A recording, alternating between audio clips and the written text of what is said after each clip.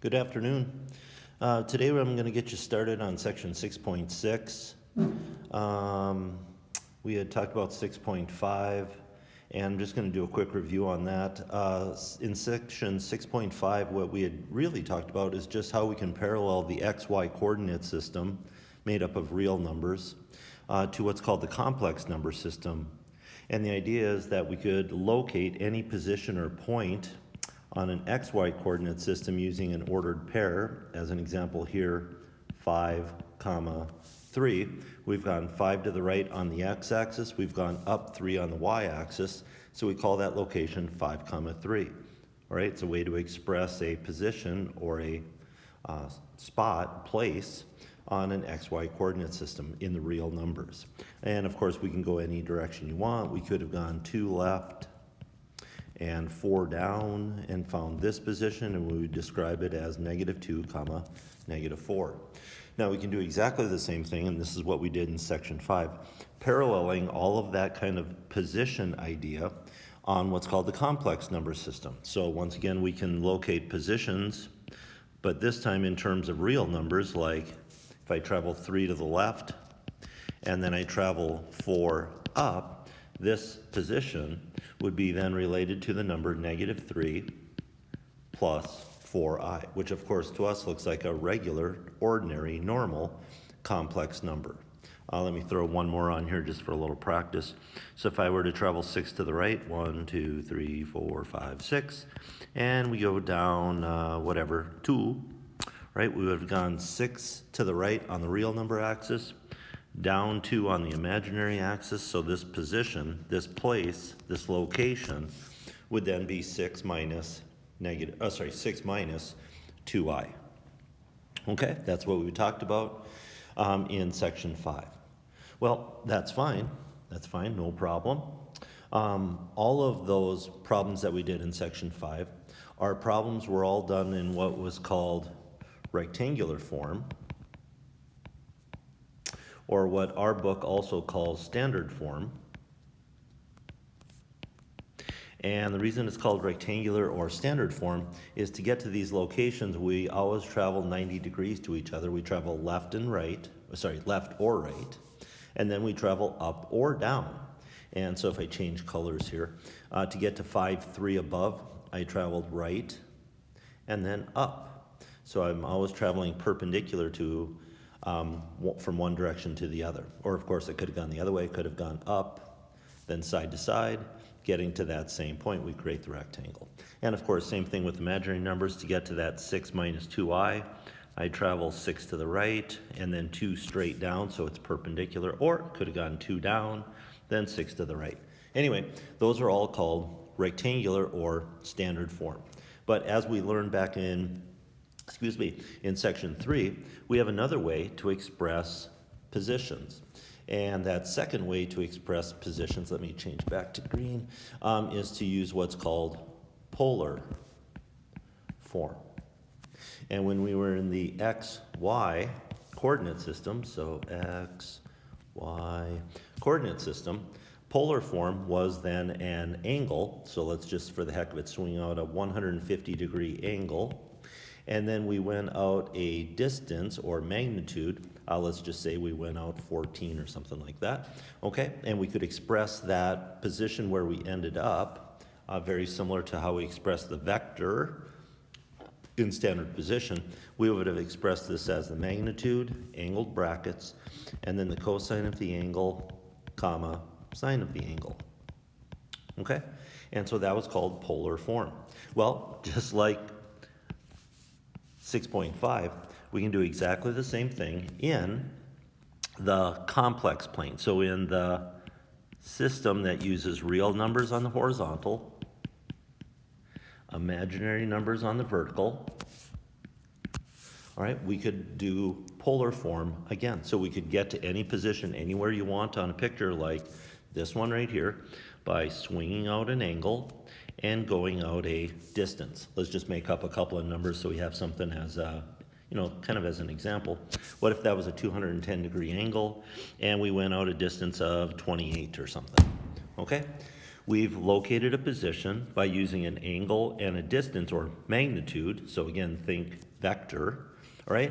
And so we could express it then in almost the same form. Not quite, just the smallest little tiniest change, but we could then express it as 28, the magnitude, the cosine of the angle, the sine of the angle, and you're thinking, well, that looks absolutely identical, but the notation changes just ever so slightly, just ever so slightly. Instead of a comma in the middle, let me choose my highlighter tool here. Instead of a comma in the middle, what we do instead with the complex is we use a plus or minus depending on whether it's a positive or negative vector. Okay? And to make sure that you can notice that it's in the complex plane, what we do is we attach an I, and again, I'm going to choose my highlighter. So we use a plus sign, and we attach an I to the sine part of the coordinate. We attach an I. Now this I right here, is the I that's represented by the imaginary axis. Okay? Alrighty, so that's what we're going to be doing in this section, is we're going to be thinking about vectors or even just positions in terms of what's called polar form. Now the reason I've included a set of parentheses at the top is because our textbook chooses to call these polar form problems, they call them by a different name. Now, growing up, I never did this. I just always referred to both of these, whether it was in the XY coordinate system or the real number, imaginary number, complex plane. I've always just called these polar forms. So when we bought these textbooks, I've had to get used to, our textbook also calls these, when they're in complex form, we call these trig. Instead of the word polar, they'll often use the word trig. But those two mean the same thing. Polar and trig, to our authors, means the same thing. Okay? So that's the change. That's the change. All right? We want to be able to express positions in the complex plane in what's called regular or standard form. So that's traveling left and right, up and down, as we see over on the right side of this picture. Or we're going to express positions or places or vectors too in the complex plane, all right? So this fellow over here in what they call polar or trig form. So the two small changes that you're not going to be used to, it takes a little bit of practice. Instead of a comma in the middle, we have a plus, and we attach an I to the second part of the angle, the sine. It's always attached to the sine. And you'll see why in just a minute when I start to do a few examples. Okay? So let me scroll up a little bit. Like always, feel free to pause the video if you need to get down some things into your notebook or onto your note card. The first thing that we do is we just ask you to practice converting. Okay, so we're going to ask you to practice converting trig and standard form for complex numbers, okay? So we can either express them in trig form or we can express them in standard form, but we want you to be able to change back and forth, just like we did back in section 3 with rectangular coordinates. We asked you to practice switching back and forth, okay? Now there's an easy direction and a more difficult direction. So like usual, I'll start with the easy one to kind of get you going a little bit, and then we'll talk about the harder one. Okay, so the easy direction is to, whoops, sorry about that, it's jumping around on me a little bit. The easy direction is to start in trig form and go to standard form. That's the easy direction. Okay, let me show you why. If I start you off with a magnitude and an angle, oops, sorry about that. There we go. If I start you off with a magnitude and an angle, magnitude 18, angle 30, and please notice we have that I attached to the second value, and we punch out each of the trig values, We punch out the cosine of 30, which is approximately 0.87. We punch out the sine of 30, which is exactly 0.5, and then distribute the 18. Please notice what we would get, and I'm purposely going to remove the angled brackets. Purposely, I'm not doing that by accident. When we remove the angled brackets, and you'll see why in a second, we'd get 15.66 when we multiply 18 times 0.87, and we'd get 9i when we multiply 18 times 0.5. Why did I remove the angled brackets? Because what we have as a result then should be familiar. It should look like, this should look like a regular old complex number. It has a real number part, and it has an imaginary part. The part with the I is the imaginary, the part without is the real part. So when we put them together, we form one complex number. All we're doing today is we're saying that a word that describes a regular complex number is standard form. We're just saying that's what standard form is, just a regular old complex number. Okay? So let me do a couple more examples just for anybody who wants a few more written down. So there's one example. Here's another example just for a little practice. How about if I give you a magnitude of 8.4 and an angle of 218 degrees, and ask you to change it back to standard form. Right now it's in polar or trig form because we have a magnitude, whoops, forgot the A. We have magnitude and we have an angle. So when we change it back, standard form. So again, what we do is use our calculators to punch out the cosine of 218, which is approximately negative 0.79. And we punch out the sine of 218, which is negative 0.62, negative 0.62. And when I distribute the 8.4 indoors, I would get negative 6.64, negative 6.64, and 8.4 times 0.62 is negative 5.2, negative 5.21, I guess, with an I. So again, we will get as a result is what should look like just a regular old complex number. Real number part, imaginary part. So we start with magnitude and angle. We end up with real number, imaginary number, right, which is also called standard form. Okay? All right, so that direction isn't too difficult because it's really just a calculator problem. The other direction, like it was in section 3, is the one that's a little more difficult. So the more difficult direction, so the slightly tougher direction, is when we start with standard form and we want to switch to trig form. That one's always a little bit harder. So let me show you how it works. It'll feel familiar, but it's a little bit harder. It's a little bit harder. Okay, so if I give you a standard complex number, so 6 minus 6i, here's the real number part, here's the imaginary part, and I want you to change it into trig form, that would be a magnitude, and it would be an angle. So I'll leave you a couple blanks there, but remember the weird new notation is the plus sign instead of the comma, and an I attached to the second part of the standard part of the form. Okay, so how do we get to the magnitude? Well, we find the magnitude by just taking the magnitude of the complex number, which we talked about last week. To find the magnitude of a standard number, we take the square root of a squared plus b squared, which is the real number squared, plus the imaginary part squared. Again, please notice you do not include the I, you do not put the I into our magnitude formula. All right? So it's the square root of a squared plus b squared. So the square root of 6 squared plus negative 6 squared. 6 squared is 36. Negative 6 squared is 36. 36 plus 36 is 72, which could be reduced to 6 square roots of 2. Or if you would rather approximate that, square root of 72 is about 8.5. Okay, I'm going to choose the radical version. That's exact, so it'd be 6 square roots of 2. All right?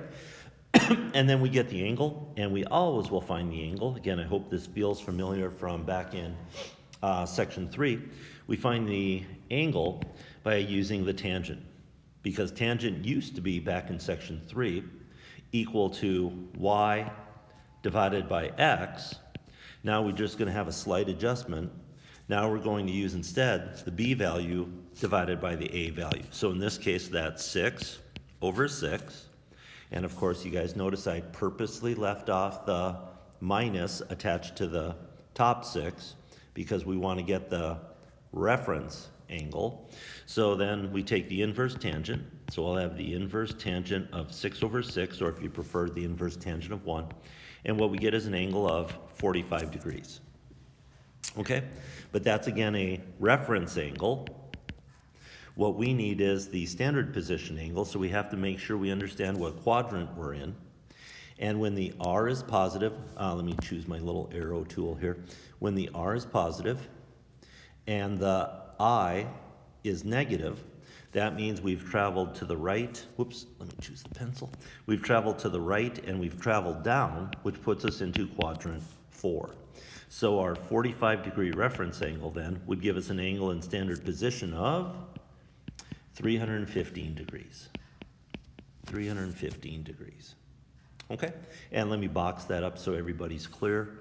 So what we've done is we've switched the complex number from standard form, real number, imaginary number, to trig form, magnitude and angle. Magnitude and angle. Okay? Now if anybody wants another one, I'm going to jog through a second example. Feel free to skip this if you think you have a pretty good feel for what's happening there. But I'm going to do one more. -2 minus 2 square roots of 3i. Again, that's standard because we have a real number and we have an imaginary number. We want to switch back to polar or trig form. So what we want is a magnitude and an angle.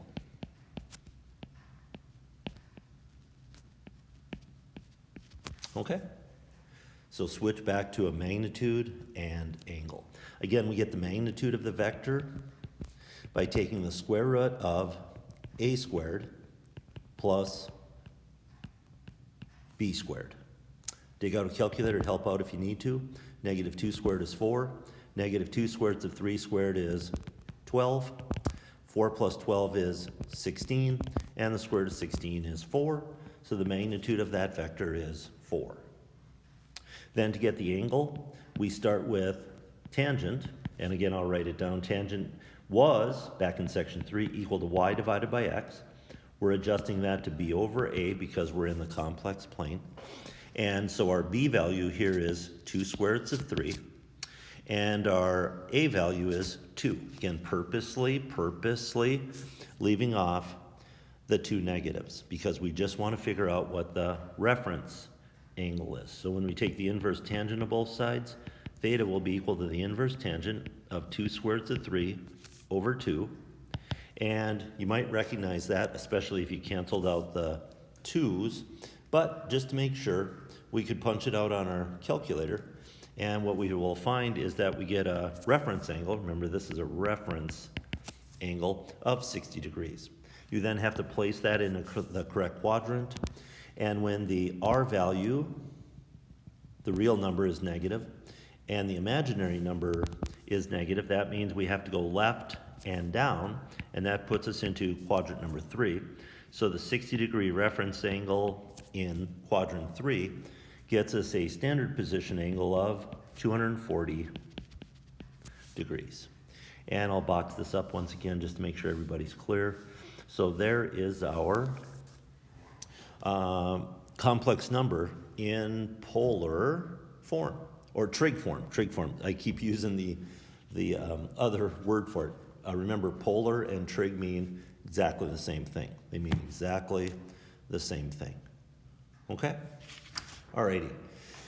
And so the last thing then that I'm going to talk through, there's actually 2 things left, but for the purposes of this video, I think I'm just going to cover one, and I'll leave the other one for Tuesday when I get back. But what we're going to do is I'm just going to show you a parallel operation.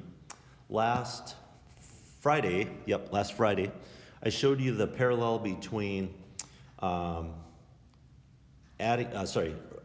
complex numbers and how to do addition and subtraction. You might remember we were doing tip to tail problems on the chalkboards with those. Okay?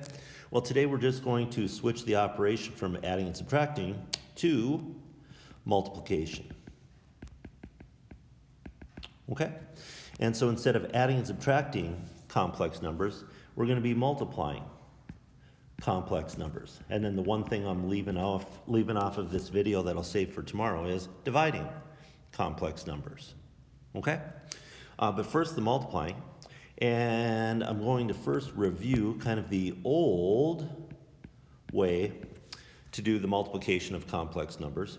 And that is when they are in standard form. So when they're in standard form, how do we do multiplication of complex numbers? All right, and I'm going to do two examples on the same page here, just to give you a little exposure. What if I asked you to multiply 2 plus 3i times negative 5 plus 2i? Okay? We have one complex number, real, imaginary. We have another complex number, real, imaginary number. And how do we go about doing that multiplication? Well, it should look real familiar. Binomial times binomial should look like FOIL. Whoop, forgot the I. There we go. Should look like FOIL. So then that's exactly what we do. We FOIL this son of a gun. So we multiply the firsts, 2 times negative 5. We multiply the outsides, 2 times 2i. We multiply the insides, 3i times negative 5. And we multiply the lasts, be careful on this one, 3i times 2i. 3 times 2 is 6. I times I is I squared. What do we always replace I squared with? Negative 1. I know it's been a while, quite a few months, but we always replace I squared with negative 1. So 6 times negative 1 is negative 6.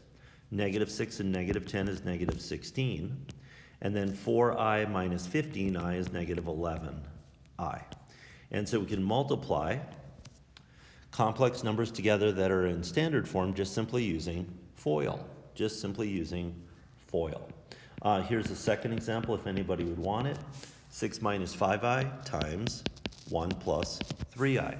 Both of those are in standard form, real, imaginary number.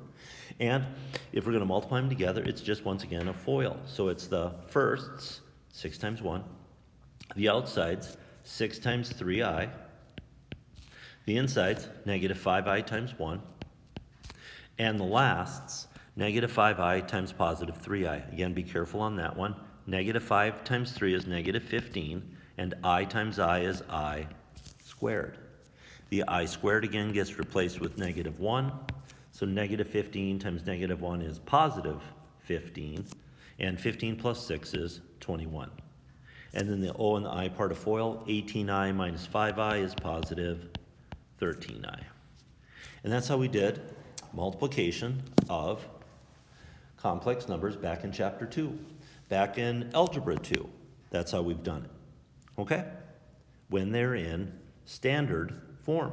Well, guess what? There's a way to multiply complex numbers together when they're in polar or trig form. So let me jot this down. So multiplying complex numbers, but this time in trig form. Okay? All right. So it's not going to be a FOIL problem. It's going to be something a little bit different, right? And I'm not sure how you're going to remember this because it takes some practice without writing it down. So you're probably going to have to jot down kind of this as a formula. But here's how we do multiplication. If the first complex number is R1, whatever the magnitude is, and then the cosine of theta 1 plus I sine of theta 1, the first angle. And if the second complex number is R2 times the cosine of theta 2 plus I sine of theta 2, and we want to multiply these son of a guns together, we want to multiply Z1 times Z2, It's no longer a FOIL problem. We do the following. We multiply the two magnitudes together, so it's R1 times R2. We multiply, let me use my highlighter to make sure you see where they're coming from. We multiply the magnitudes together. Then what we do to the angles is add them. We take the first angle and add the second angle. Let me finish this off. We take the first angle and add the second angle. So choosing my highlighter tool again, just so you can kind of see what's going on. We add theta 1 and theta 2. We add theta 1 and theta 2. And that's the procedure for multiplying complex numbers when they're in trig form. Multiply the magnitudes, add the angles. Multiply the magnitudes, add the angles. So feel free to pause the video if you need to get that jotted down. But I'm going to finish off this video then with two examples of multiplying complex numbers together when they're in trig form. So here's my first complex number, 12, and my angle is going to be 40 degrees. And here's my second. This one's going to be a 6. And my angle is 10 degrees. Okay? And what I'm going to want to do now is multiply the first complex number by the second. All right? So we're going to multiply z1 times z2. To accomplish that, we multiply the two magnitudes, so 12 times 6. And then what we do with the angles is add 40 degrees plus 10 degrees. 40 degrees plus 10 degrees. And of course, we're going to choose to simplify. You guys probably could have done that in your head, but I'm going to write it out. 12 times 6 is 72. 40 degrees plus 10 degrees is 50 degrees. And we're done. That's the product of the two vectors when they're in polar or trig form. Okay? And let me jog through one last one, and then we'll call this video good. One last example of multiplying. So here's the two complex numbers. One's going to be 36. One's going to have a magnitude of 4. One angle is 11 pi over 6. So it's been a while, but I'm just throwing some radians in here just for fun. And the other angle is 5 pi over 6. So just for a little variety, some radians, but the idea is the same. We're going to multiply the two complex numbers together, and because they're in polar form, 2 steps, we multiply the magnitude, so 36 times 4, and the second step, add the angles. So we take one angle plus the second. So the first plus the second. And of course, I'm going to expect you guys to do the simplifying because it's not a big whoop-de-whoop. 36 times 4, I believe, is 144. And then, let's see, 11 pi over 6 plus 5 pi over 6 would be 16. And 16 pi over 6, I believe, reduces to, I hope I'm doing that okay in my head, 8 pi over 3. And so our product then, guys, would be 144 cosine of 8 pi over 3 plus I sine of 8 pi over 3. So once you get the hang of it, multiplying when they're in trig form is actually very easy. Multiply the magnitudes. Let me choose my highlighter again. Multiply the magnitudes, so 36 times 4, and add the angles, 11 pi over 6, 5 pi over 6, right? Add those together. And of course, the same addition on the end of this problem, all the way down. Okay? All right, so I'm going to pause there. I think on Tuesday I'll do one more multiplication problem for you, and then I'll just switch over and show you how to do pardon me, how to do division in a similar way when they're in trig form. Okay, so hope you're having a good day, and we'll see some of you later today, and we'll see others tomorrow. All right, have a nice day.